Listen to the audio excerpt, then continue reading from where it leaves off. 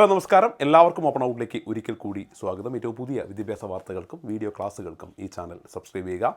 SSLC+1 Christmas പരീക്ഷാ ചോദ്യപേപ്പറുകൾ ചോർന്നു എന്നതുമായി ബന്ധപ്പെട്ടുള്ള ഒരുപാട് വാർത്തകൾ വരുന്നുണ്ട്. അതുമായി ബന്ധപ്പെട്ട ചർച്ചകളും ഇപ്പോൾ വിവിധ മീഡിയകളിൽ നടന്നുകൊണ്ടേയിരിക്കുന്നുണ്ട്.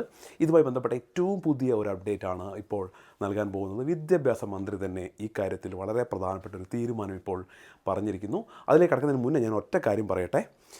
ഞാൻ ഇന്നലെ ഈ ഒരു വീഡിയോ, ഈ ചോദ്യപേപ്പർ ചോദ്യവുമായി ബന്ധപ്പെട്ടിട്ടുള്ള ഒരു വീഡിയോ ചാനലിട്ടപ്പോൾ ഒരുപാട് കുട്ടികൾ സാറ് പൊട്ടത്തരം പറയരുത്, സാറെന്താ അങ്ങനെ പറയുന്നത് ഇങ്ങനെ പറയുന്നത് എന്നൊക്കെ പറഞ്ഞിരുന്നു. ആ വീഡിയോ കണ്ടാൽ നിങ്ങൾക്ക് മനസ്സിലാവും. ഞാനല്ല ആ വീഡിയോയിൽ ഒരു കാര്യവും പറഞ്ഞില്ല. ഞാൻ പറഞ്ഞത് മീഡിയകളിൽ വന്നിട്ടുള്ള വാർത്തകൾ.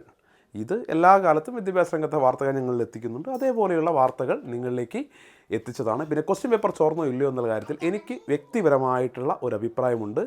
അത് പറയേണ്ട സമയത്ത് തീർച്ചയായിട്ടും ഞാൻ പറഞ്ഞോളൂ. ഞാൻ ഇന്നലെ ചാനലിട്ടത് മാധ്യമങ്ങളിൽ വന്ന വാർത്തയാണ്. ഇനി വിദ്യാഭ്യാസ മന്ത്രി ഇന്ന് പറഞ്ഞിരിക്കുന്ന കാര്യം, ചോദ്യപേപ്പർ ചോർന്നു എന്നുള്ളത് വളരെ ഗൗരവമുള്ള ഗുരുതരമായ ഒരു വിഷയമാണ്.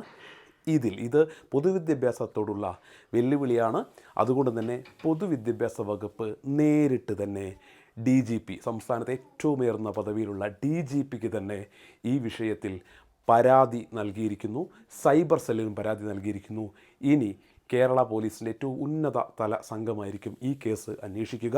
അതോടൊപ്പം തന്നെ വിദ്യാഭ്യാസ വകുപ്പ് നാളെ ഒരു അടിയന്തര യോഗവും വിളിച്ചിട്ടുണ്ട്. നാളെയല്ല, മറ്റന്നാൾ തിങ്കളാഴ്ച ഒരു അടിയന്തര യോഗവും വിളിച്ചിട്ടുണ്ട്. ഇതുമായി ബന്ധപ്പെട്ടിട്ട് ചെറിയ വാർത്താ സമ്മേളനമാണ്, എന്നാൽ ഗൗരവമുള്ള വിഷയമാണ് നമ്മുടെ സമൂഹത്തെ സംബന്ധിച്ചിടത്തോളം. SSLC ഇംഗ്ലീഷ് +1 ഗണിത പരീക്ഷകളുടെ ചോദ്യങ്ങൾ ക്രിസ്മസ് പരീക്ഷയ്ക്ക് മുമ്പ് യൂട്യൂബ് ചാനലുകളിൽ അടക്കം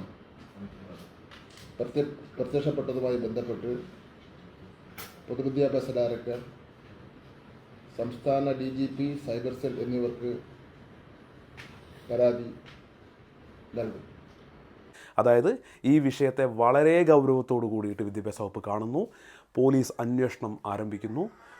ഇതിനോടകം തന്നെ റിപ്പോർട്ടർ ചാനൽ അവരുടെ ഇൻവെസ്റ്റിഗേഷൻ എന്ന രീതിയിൽ ആരംഭിച്ചിട്ടുണ്ട്. ഇനി എന്താണ് മുന്നോട്ട് വരാൻ പോകുന്ന കാര്യങ്ങൾ എന്നറിയില്ല. സമരങ്ങൾ ഒരുപാട് വരുന്നു എന്നൊക്കെയാണ് ഇപ്പോൾ കേൾക്കുന്നത്. ഇതെല്ലാം മാധ്യമങ്ങളിൽ വരുന്ന വാർത്തകളാണ്, അതല്ലാതെ ഈ ചാനലിൻ്റെ അഭിപ്രായമല്ല.